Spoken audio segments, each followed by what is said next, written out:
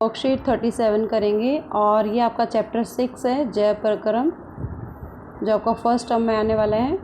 तो आइए शुरू करते हैं। जय प्रक्रम में कौन कौन से आपको जय प्रक्रम इस चैप्टर में करने हैं, तो आइए शुरू करते हैं। पहले हिंदी मीडियम में, उसके बाद इंग्लिश मीडियम में। सबसे पहले सभी जीव पोषण भी करते हैं, मतलब खाना खाते हैं, सांस भी लेते हैं। जो वेस्ट प्रोडक्ट है वो भी बॉडी से बाहर निकलते हैं, जिसको उत्सर्जन कहा जाता है। परिसंचरण, ट्रांसपोर्टेशन भी होता है चीज़ों का। वृद्धि भी करते हैं, जनन भी करते हैं। इन सब क्रियाओं को जो प्रक्रम प्रदर्शित करता है, उन मूल जैविक क्रियाएं होती हैं जिनको हम जैव प्रक्रम कहते हैं। तो सबसे पहले पोषण की बात करेंगे कि पोषण क्या है।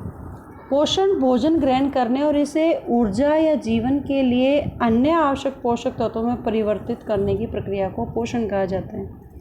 पोषक तत्व वे पदार्थ होते हैं जो पोषण प्रदान करते हैं, जैसे कार्बोहाइड्रेट, प्रोटीन, मिनरल्स, फैट, ये सारे पोषक तत्व हैं जो कि वृद्धि के लिए, विकास, प्रोटीन संश्लेषण, अन्य पदार्थों को संश्लेषित करने के लिए जीवों को पोषक तत्वों की आवश्यकता होती है।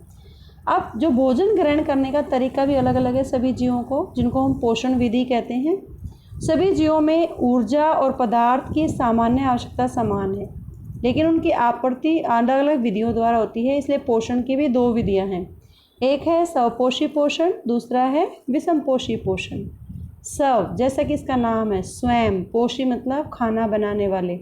कुछ जीव अकार्बनिक स्रोतों से कार्बन डाइऑक्साइड ले लेते हैं, जड़ों से पानी ले लेते हैं और वो सरल भोज्य पदार्थ बनाते हैं, और सूर्य का प्रकाश उसको भोजन बनाने में हेल्प करता है। जैसे नीले हरे शैवाल, हरे पौधे, कुछ जीवाणु जिसमें प्रकाश संश्लेषण होता है, वो स्वपोषी पोषण है। विषमपोषी पोषण वो जंतु हैं जो जटिल पदार्थों को सरल में खंडित करते हैं ताकि ये जीव के रखरखाव या उनकी वृद्धि में प्रयुक्त हो सकें, जैसे मनुष्य, सभी जंतु, कवक, ये सभी विषमपोषी पोषण हैं। अब जो कार्बोहाइड्रेट होते हैं वो पौधों को ऊर्जा प्रदान करने में सहायक होते हैं।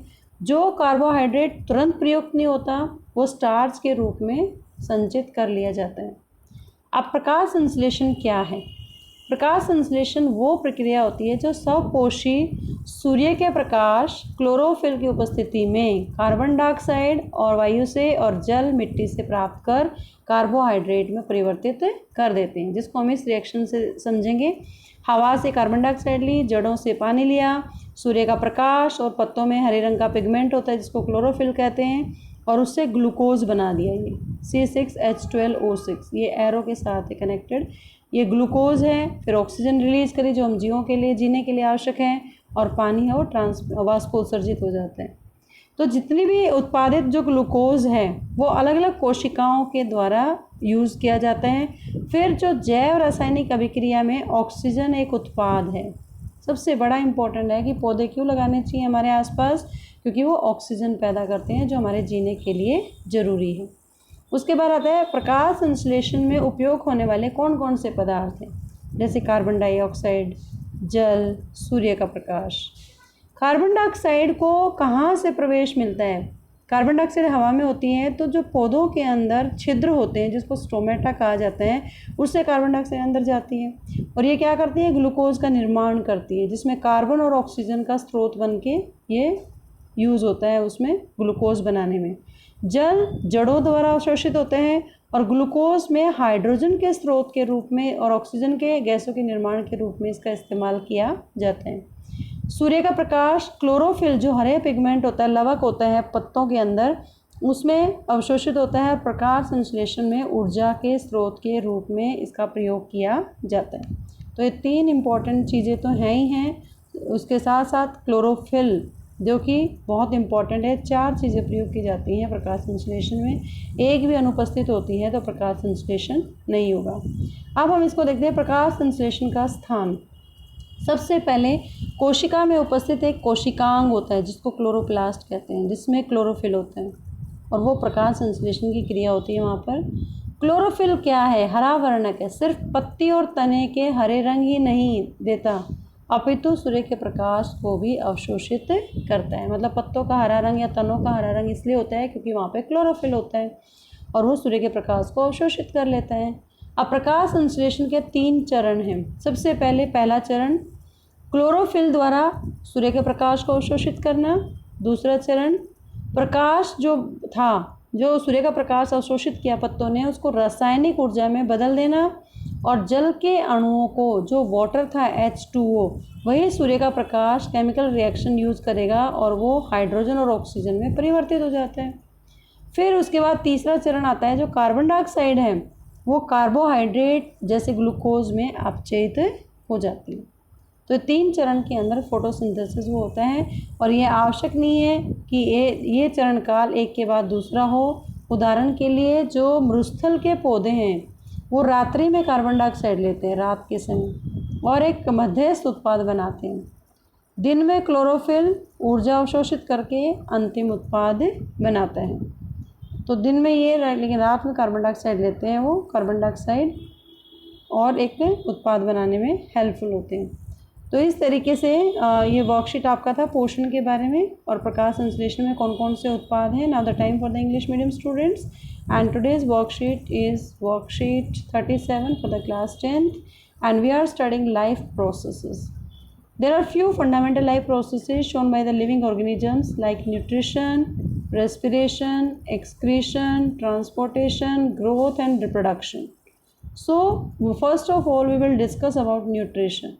Nutrition is the process of taking food and converted it into energy and other nutrients required for the life. The nutrients are the substances which provide nutrition. Nutrients are required by the organism for their growth, development, synthesizing protein and other substances.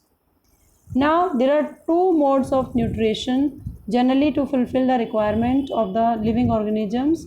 One is autotrophic mode of nutrition, other is heterotrophic. Autotrophic nutrition is that nutrition in which some organisms use simple food obtained from inorganic sources in the form of carbon dioxide, water, making food its own by using sunlight, carbon dioxide and water like green plants, algae and some bacteria. Heterotrophic nutritions are those which do not prepare their own food but depend upon others for their food. They use complex compound and which have to be broken into simpler before they are used for the growth and upkeep of their body, just like all animals, human and fungi. Carbohydrates are utilized for providing energy to the plants, and carbohydrates which are not used, they are stored in the form of starch in the plants. Now, what is photosynthesis? The process by which autotrophs take in carbon dioxide from the air and water from the soil, then converted into carbohydrate in the presence of sunlight and chlorophyll. The glucose produced is used to fuel various cellular activities. The byproduct of this biochemical process is oxygen, and this is the reaction of photosynthesis. Now, what are the different raw materials used for photosynthesis? That is, first one is carbon dioxide, second is water, third is sunlight, and the fourth one is chlorophyll. Carbon dioxide from the air enter through the leaf through stomata, act as a source of carbon and oxygen in the formation of glucose.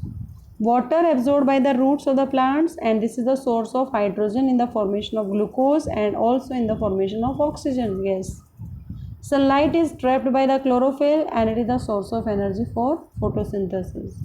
Now, what is the site of photosynthesis?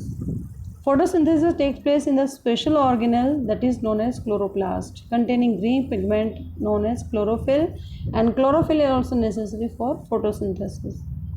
Chlorophyll not only provides the green color to the leaf and stem but also responsible for trapping sunlight, which helps in photosynthesis. Now there are the 3 steps of photosynthesis. First one is absorption of the light energy by the chlorophyll. Second, conversion of light energy into chemical energy and splitting water into hydrogen and oxygen, H2 and O2. And the third step is reduction of carbon dioxide by the hydrogen to form carbohydrate, C6H12O6, that is glucose, like glucose in the photosynthesis process. These steps need not take place after the other immediately. For example, in desert, plants take up carbon dioxide at the night and prepare intermediate which is acted upon by the energy absorbed by the chlorophyll during the day. So photosynthesis is not only in the presence of sunlight but also takes place in the night in the desert plants. So you have to write all these questions on the basis of the worksheet in your notebook. Keep watching Super Vigyan. Thank you so much.